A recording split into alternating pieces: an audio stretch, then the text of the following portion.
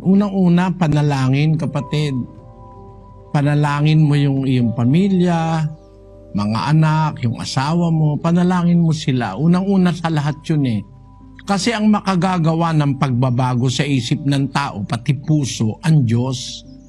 Pag nakikita ng Diyos na taimtim kang manalangin at taimtim kang humihingi sa Kanya, sumusunod ka sa Kanyang kalooban, napakadaling bagay sa Diyos na baguhin ang isip ng asawa, mga anak, pamilya, para makakilala sila ng totoo. Pangunahin yun. Ikalawa, yung mabuting pakikisama sa pamilya, no?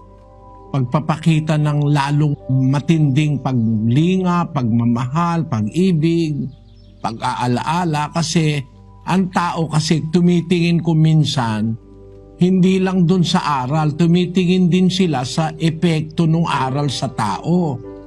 Gaya nung sinasabi doon sa unang Pedro, Kapitulo 3, versikulo 1. Basahin natin.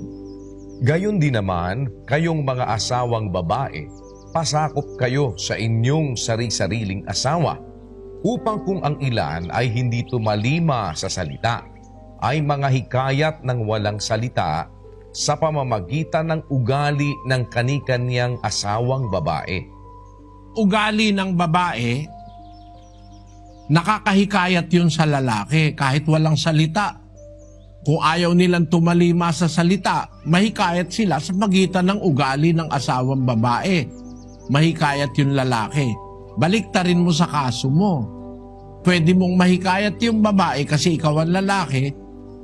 Pwede mong mahikayat sa magitan ng iyong ugali. Yung ipakikita mong pag-uugali pag natanggap mo ang aral ng Iglesia ng Diyos, yun ang magpapatunay sa asawa mo na ang natanggap mo totoo.